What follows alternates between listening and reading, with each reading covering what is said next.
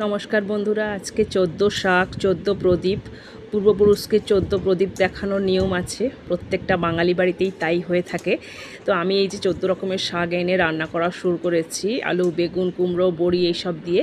তারপরে এর মধ্যে আমার ভাই চলে এসেছিলো, ভাই ইডলি তরকারি এনেছিল, সেটা ভাই ঠাকুরকে ভোগ নিবেদন করে দিলাম। আজকে আর চান করিনি, খুব জলদি ঠাকুরকে খেতে দিয়ে দিয়েছিলাম। তারপরে চান করতে করতে অনেকটা টাইম হয়ে গেছিলো। তারপর চান টান করে ঠাকুরকে আবার পুজো টুজো দিয়ে ভোগ নিবেদন করলাম। তারপর আমরা চলে গেলাম খেতে। আজকে দুপুরবেলায় খাওয়ারে অনেক রকম আইটেম হয়েছিল, মাছ হয়েছিল, মাংস হয়েছিল, আর 14 শাক তো ছিলই। আর তাছাড়া ঠাকুরের জন্য বানিয়েছিলাম লেবু মাখা আর অরহরের ডাল, আর এই 14 শাকটা ঠাকুরের জন্য বানিয়েছিলাম। তারপরে আমি টিউশন পড়াতে চলে গেলাম। ওখান থেকে আসার সময় আমাদের পাড়ার এবার প্রচুর লাইট দিয়ে সাজিয়েছে, কোনোবারও এত লাইট দিয়ে সাজায় না।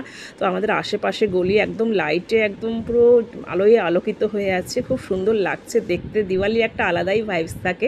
তারপর এটা আমাদের বাড়ি, দেখুন আমাদের বাড়িতে মানে যেহেতু প্রচণ্ড ঝড় হয়েছিল তাই লাইটগুলো একটু জড়িয়ে গেছে। তো এরকমভাবেই ভাই এসে সাজিয়ে দিয়ে গেছে। আর যেহেতু ওই ঝড়টার জন্য লাইটটা একটু জড়িয়ে গেছে। আর এই দ্বীপটা দেখছেন, এটা আমার ছেলে তৈরি করেছে। আগের দিন একটা তৈরি করেছিল, ওর স্কুলে হোমওয়ার্ক ছিল, তো প্রজেক্ট ছিল, আর এটা আজকে তৈরি করেছে ওর ওই ছোট্ট হাতেও যেটুকু পেরেছে। তারপর রাতেবেলা আমরা রোল খেয়ে নিলাম। আমি তো এগ রোল খাই না, ও ছেলে খেয়ে নিল।